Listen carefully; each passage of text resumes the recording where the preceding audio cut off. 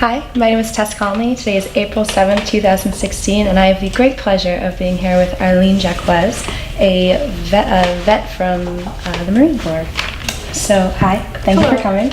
How are you? I'm well, how are you? I'm well, thank you. So I want to start asking you, how was life like growing up in New Hampshire? I saw that that's where you were from. I actually reside there now. Oh, you live there now? Yes. So where are you originally from?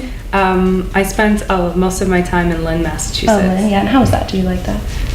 It was fun. Yeah, growing up, like, did you always know that you wanted to like join the Marines, or did you have other aspirations when you were younger? Oh no, it was a split-second decision. Really? Absolutely. What did you want to do? What was your original? I would always tell my friends and faculty. I had a lot of pressure in high school, and I thought that I wanted to go to med school, be a plastic surgeon. Yeah. Oh my gosh, that's such a drastic change. Oh, yeah. What made you decide? Like, I know you said it was split second, but like, what was that going through your head? Spending the time in Lynn, because I'm not originally from the United States, so spending the time in Lynn was kind of like, I need to get out of here. I need to try something else. We need to do something else. Let's see what else is there out in this world. There has to be something. So I thought another drastic change would just be, let's go to the Marine Corps. Wow, that's insane. How old were you when you enlisted? 17. 17, wow. So you were not in high school yet? I was. You were. You graduated young. And so what made you want to join? Was it just the I just had to go. change? Yeah. So I saw on your information sheet that your brother was in the service too. Did he join before you? After. He's younger than me. He's younger. Do you think that you were like his inspiration to join the Marines? Not at all. No? He wanted to go before I even had the inkling of wanting to go or thinking about it. Oh, that's crazy. Was he like jealous? You got to go? He was. Was he? Yeah. That's crazy. Did you have other family members that were in the service before you? One uncle. He was in the Marine Corps as well. Oh, really? So it's like in the family. That's nice. Kind of. Yeah. What was your family's reaction when you told them that you were going to enlist? My dad didn't have a lot to say, and my mom was just mortified. She couldn't accept it, but she let me go. How is she with it now? Like, obviously it's over now. She can't believe I'm back. She just can't believe that I'm here. Yeah. Still. Yeah. Oh, that's so. I can't imagine like being a mother and having that happen. It must be scary. What was your job when you were in the service? I was a 6042, so it's kind of like aircraft test equipment maintainer. Oh, really? So what did you have to do? So different platforms of aircrafts, like you have F-18s, or like you have helicopters, AV-8Bs, Harriers, different aircrafts. They require different pieces of test equipment to make sure that everything is going right with the aircraft. Right. And what I would do is I would keep those pieces of test equipment and make sure that they were calibrated, or if they had to get fixed, they would get fixed, or if they had to get shipped off somewhere. So it was like it was a large game of logistics. There was a lot of logistics. Well, that's very different from being a plastic surgeon. I thought you were going to say something like in the medical.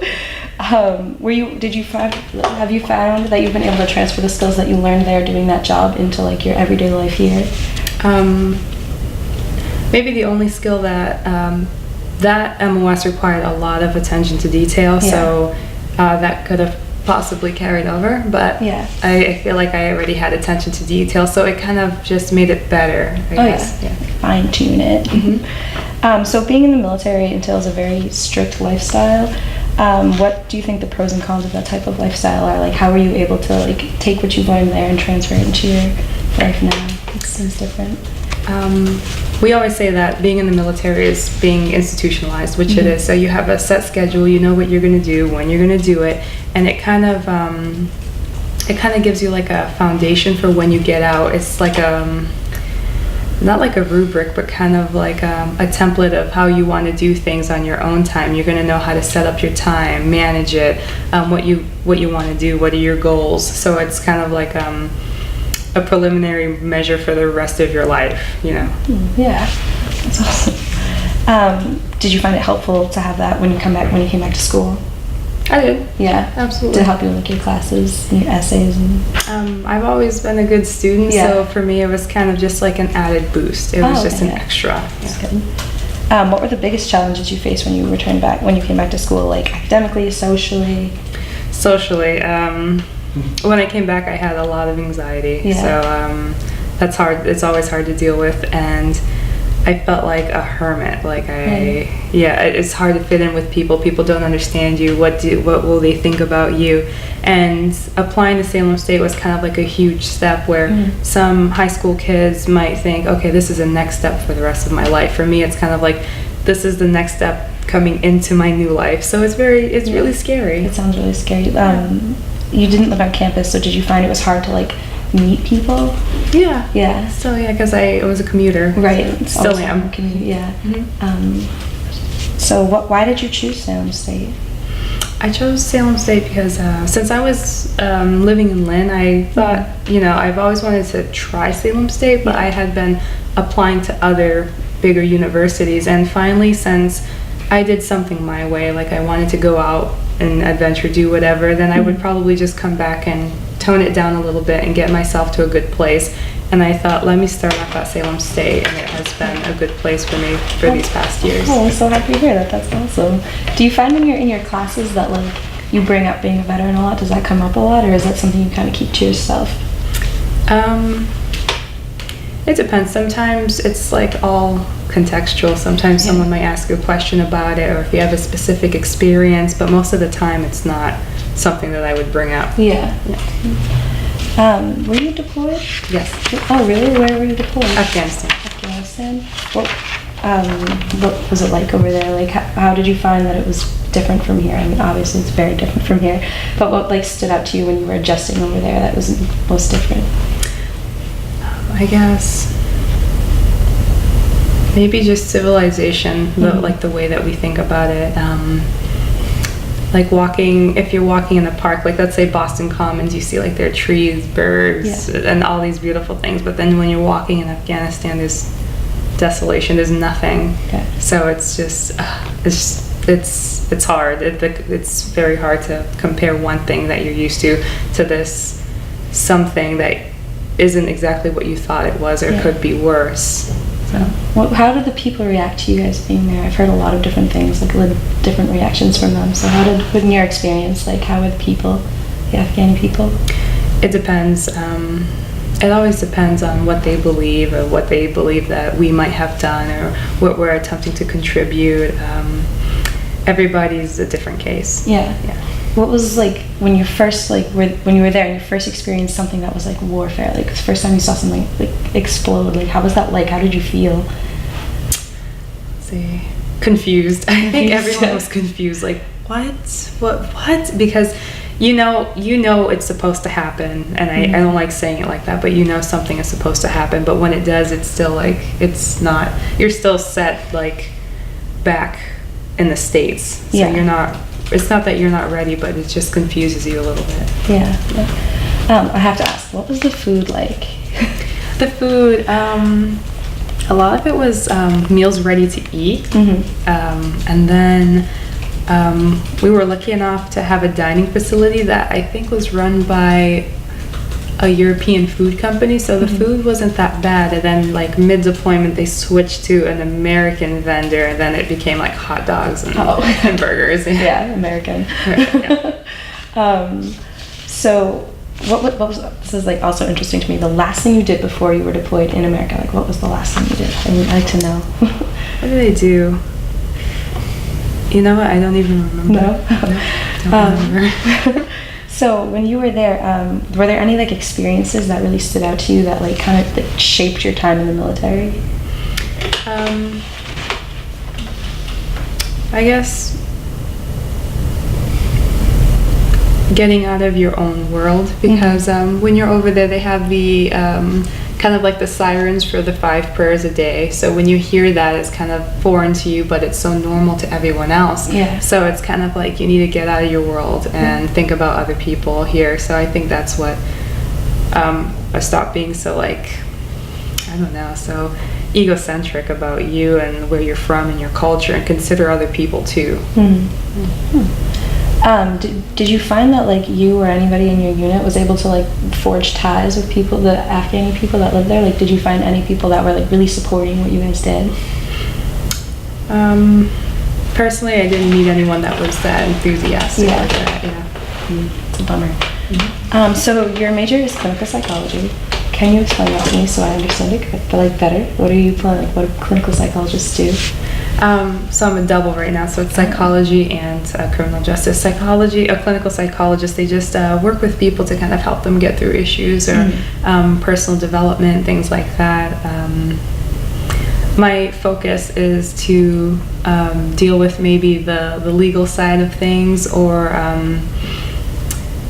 help people with drug and alcohol abuse issues. So it's either one of those things. Yeah. Do you think that your experience from being deployed and your experience in the military will help you to be able to do that, like move forward in that career? I wouldn't think so. No. No. When I think psychology, I think open, I think unconditional, I think help people. But the military is very protective and small and very into itself. Yeah. So, yeah. Interesting. I didn't expect it to be like that.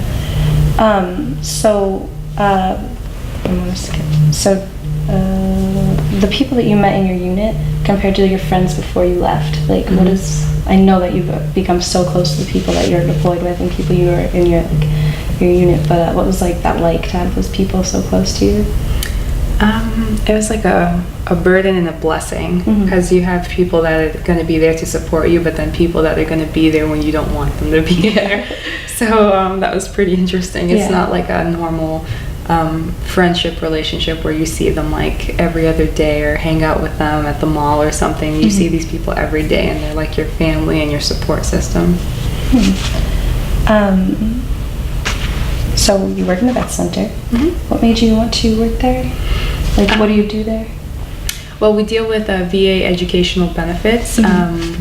We help veterans apply as well, and we help them with kind of like the foot traffic side of things, like if they need to send something to the NAV center, or we're kind of just like a one-stop shop for everything that they need, so they don't have to feel that stress. It's stressful coming home enough, so we're kind of there to soften that blow. Oh, that's good. It's nice to have that like at your school. It's good. So as a woman in a primarily male branch, or like in the military, do you think you've had the same type of experience you would have if you were like a male? Like, no? What are the differences? So females in the military are a whole nother breed. Female Marines are just a whole species, like a whole different thing. It's very competitive.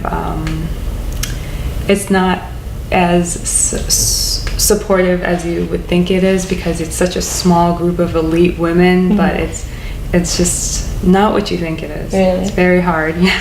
I would love to hear more about it. Like, was it almost like, I don't want to say catty, but like catty? It was very competitive. Yeah. You know, it's a bunch of strong women, but when women there have a bond, it's very strong. Yeah. Or no matter how much you might not like someone or disagree with someone, no woman will ever let a male say anything about her without another woman standing up for her. So I guess that's like the biggest part. Yeah. It's nice to have that support system. It is, yeah. So you don't think that like your superiors, like you don't think that they treated men and women the same? Not at all, No. My first experience at my first command was just, I remember him saying to me, I don't believe women should be in the Marine Corps, and myself and another female Marine, she was actually my girlfriend at the time, and I remember he said to us, all I want you guys to do is like sweep and like take the trash out, and I was just mortified. Why did I join this branch if I knew this was gonna happen? Oh my goodness, I can't believe that he said that to you. It was awful. It's funny now, but it wasn't funny then. No, how did you react to that? How could you, what did you don't. say? Yeah, you just have to kind of like do it. Yeah. So do you think they should be treated the same though? Right now there's a lot of talk about that. When we mean the same, like the way that I'm speaking with you and giving you kind of like it's polite, I'm being civil. I believe that part is great, but training wise it's going to be different because men and women are not built the same. Right. So there's always that debate. Yeah. Do you think that you would have been given the tools that you needed to succeed in your life without like joining the Marines? Like, do you think that they provided you with things that you wouldn't have gotten if you didn't join? I think I joined the Marine Corps as a leader, and I think that the Marine Corps is looking for leaders, but the Marine Corps is also looking for like followers, a group of people that, you know, we're going to support the Marine Corps. So it makes a great corps. It makes a great institution. But it wasn't for me. So I think I already had those qualities, and I knew it just reinforced more that I had these qualities, and I was ready to kind of proceed with my normal life. So I saw that you lived on a base in South Carolina too. And what was that like? It was hot. It was gross. Muddy. You had little sand fleas flying everywhere. Oh, they're the worst. What did you do there? On base, the same job that I did. Yep, Okay. you always do your same job. What was like the okay, so not Afghanistan, but when did you go to South Carolina first? Yes. Before, so adjusting from here in Massachusetts or New Hampshire, which is the same, to your South Carolina, what was the difference between adjusting to there and like when you came back and you had to like be home again? Winter. Down there, it's Beaufort, South Carolina, so it's a small, couple of small counties, very country. They call it the Low Country.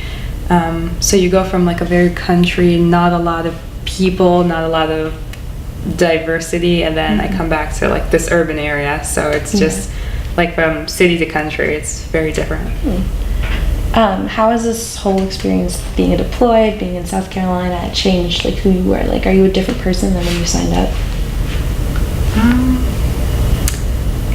I want to say that I can't assess my differences, but I'm sure the people around me can say that they might see something different, but I feel like I'm the same as when I left.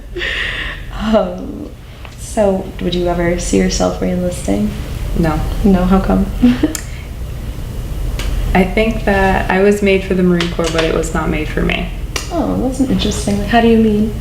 Like, I know that we have things that we have to do, like job competency, shooting a rifle. Every Marine is a rifleman or woman. The physical fitness exams, I can do all that stuff easy, but it's kind of like I'm doing all this for this, but then I feel like I wasn't getting what I needed from the Marine Corps. Yeah. Oh, what about like a different branch? Do you think if you had joined the Army that you would think differently? I think if I were in the Army, I might have stayed in, but I think the way that I am is I wanted to progress and just get over, you know, like get to the next step of life, because I don't believe that that's all life has to offer, I guess. Yeah. Awesome. Well, I'm all of questions, but I want to thank you so much for coming here to talk to me today. I really enjoy listening to what you have to say.